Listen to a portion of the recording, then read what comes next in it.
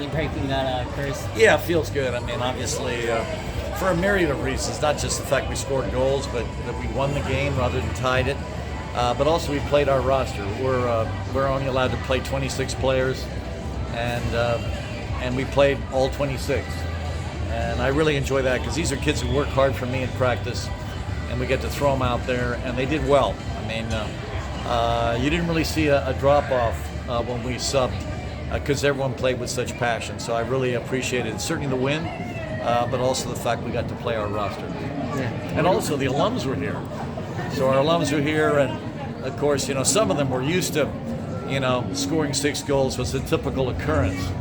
So for them to be, reunited with their own, I guess, dominance was good for them. And it was, the whole weekend was fun for me. The weather was beautiful.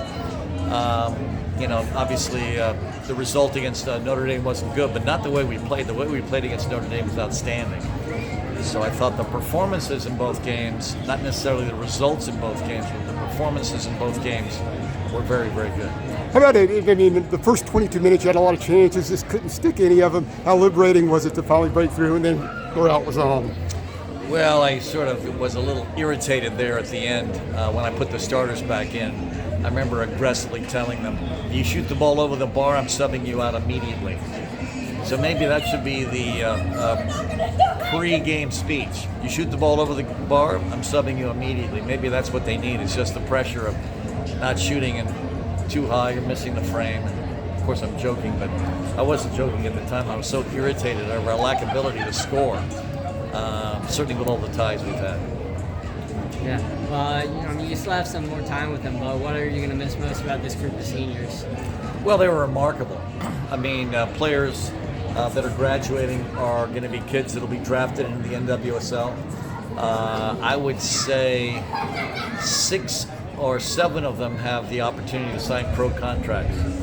And also a couple of them have the opportunity to play out their COVID year in graduate school somewhere. So we're going to be supporting them as they try to find places where they can get on the field. And so I think between the kids that'll sign pro contracts and the kids that'll graduate and still have a COVID year of graduate school, I think are really, really high. So I'm excited about their future. I'm excited about following them. I mean, these are going to be great players at a professional level, and I'm very excited about supporting them. Could some of those 10 be back for you next season? Excuse me? Could some of those 10 be back for you next season? No, the seniors? No, because they're going to graduate, and we want to find them a place where they can play maximum minutes. And obviously, the kids that are playing maximum minutes are the ones that don't have eligibility left, like Maycee Bell, and the one that's playing consistently, like Izzy Cox. This is her 5th year. So those are 2 of our 5th years. Yeah, those kids obviously don't have eligibility left, but some kids that are graduating do because of the COVID rule. So you don't foresee people like Avery Patterson coming back? You think she's going to get drafted? No, she'll get drafted. Yeah. Then she'll have to make a decision. And I'll look at the team that drafts her, and if I don't think she can get on the field as a starter, I will recommend she sign a pro contract in Europe. And obviously what she will do is she will ignore all of my advice, sign the pro contract, wither away on a bench somewhere in the NWSL. As I send her, texts, I told you so, I told you so, I told you so. But, obviously, she's going to be an excellent pro. I just don't want her to sit on a bench. Because what these kids don't understand, in the EPL and all the highest leagues in the world, on the men's game, if they've got a great future player, they send them out on loan. It doesn't happen in the NWSL. What happens is they sit on the bench and they don't improve. And I think for a player like Avery Patterson, who I think has huge professional potential, but because of her psychological dimension and her unique skill sets, she has to play. So obviously she'll be drafted. I'll look at the roster with her and I'll say, all right, you think you can beat out this player? And then I want her to study that player. So I'm going to tell her right now, I don't think you can beat her out. Or, you know what? Let's go. I think you can get on the field with this team. So we'll have that conversation because I genuinely feel like a kid like her and Sam Meza and Maycee Bell, these are kids that should start first year because they have long professional careers ahead of them.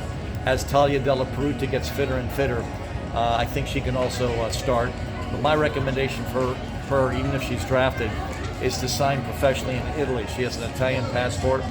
There are teams in the middle of the Italian First Division where she can start, and I want her to continue to develop in Italy, because if she does, I think she can attack the 6 on the full national team for Italy. That's what she's playing for us now. And these last 2 games, Talia has played exceptionally well. And I want her to be in Italy, where she's close to basically the other 6s that are starting for the Italian full team, and keep improving and demonstrate to Italy that she can be a part of their full team. So you win Thursday, you got a shot at a first-round bye in the ACC tournament? Say that again? If you win Thursday, you got a shot at a first-round bye in the ACC tournament? I'm not sure. I haven't done the math. I have no idea. Obviously, the collisions in some of the other teams are more severe. Like I think Clemson plays better teams, and obviously no one's going to touch Florida State. They've secured it. And who knows, maybe Clemson or Pitt can secure the 2nd seed, which is a first-round bye, which would be an advantage. But I don't know, even if we win the next game, if it's in our hands or not. It might not be. It might be this has to happen and that has to happen. But I think we've certainly qualified for the ACC tournament. Oh, sure. Yeah. So what was your favorite moment from today's celebrations? If you had to pick one. Avery Patterson's goal, the first goal, the header. First goal, yeah. Where she fell over her defender. Yeah. Because I want Avery to come into this ACC tournament and NCAA tournament like she's shot out of a cannon. And if she is the kind of player that can score a goal a game. And so I'm glad she scored 2 today. That's all I have. Thanks, Anson. Coach. Okay, guys. First goal since I think like September of 2021. How did it feel, especially coming on your senior day? Yeah. Honestly, it was a dream come true. This is the first time my entire family has come to a game in my 5 years here. So it was just honestly a dream come true to score in front of them, and then I've been working really hard to try to get that, so it was awesome. And how good did it feel to kind of break out of the offensive slump of the last 3 games today? No, it felt amazing. I think that, we've been playing really well, just haven't been rewarded for it, and today we were rewarded for it, so I think we were all happy with our performance today. I doubt it's going to be the last time you've probably seen Arkansas. I'm sure you'll have some home games in the ACC or NCAA tournament, but just how did that feel if it potentially is the last time? Honestly, it's been really emotional. We have our senior posters and senior locker room decorations and stuff, and it's been a long 5 years, but it's also a short 5 years. And I am so happy for the class that I'm graduating with, and I wouldn't want to play with anybody else. And I think that the whole team has made us feel really special today, so it's just been amazing. You have I'm meeting your family. You have the biggest family of all the seniors. I do. I have 5 other siblings, actually. So we adopted 3 little boys. We did foster care. So those are my brothers, and then I have 2 half-sisters. So you had 7 out there, right? Yeah, I had 8. It's my mom and dad, too. 8, okay. 9, yeah. Wow. Good Lord. And the first time they've all been to a game. Yes. Wow. All together, yes. They've been some of them will come to some of them will come to others, but all of them together is the first time. Wow. Yeah. Great. Thanks, Maycee. Thanks, Awesome. Maycee. Thank you. Good. Can you take me through the 2 goals and the emotion of scoring those on senior day? Yeah, I mean, I'm going to get emotional talking about it right now.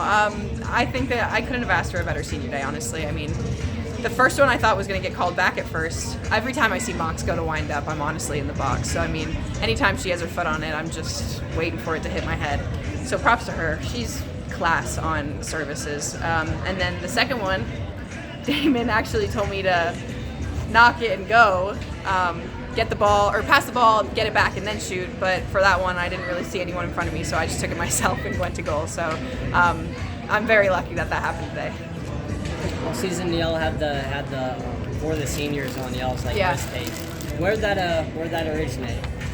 Honestly, I couldn't even tell you. I think it's been generations of Carolina people. I think that it also has a double meaning that I don't know if I'm going to share, but for the seniors was definitely what we played for today. How about you had the 3 straight games with only 1 goal? how did it feel to kind of break out of it after the first 22 was kind of like the same way? I know. I think that when it gets like that, it's up to us to keep our heads, not get frustrated. Because you're right, like that doubt starts to creep in when you're not scoring in the first 10 minutes and the goalkeeper seems to be having the game of her life again. So, I mean, it's just having a positive mindset and knowing that just to trust the process. Because at the end of the day, that's what happens when you trust the process. What was your favorite thing about the senior day celebration? Honestly, my mom walking on the field with me, and my mom, my dad, and my brother walking on the field with me, but especially my mom because she was a crying mess. And they decorate our lockers before the game, so I was thoroughly surprised with some of the things that were in front of my locker, and I couldn't have had a better day. And the flowers came from? The Colton family. Wow. Yep, there's my second family here in Chapel Hill, so thank you, Jeff Colton. Awesome. Thank you, Avery. Thank you, Avery. guys. So enjoy time.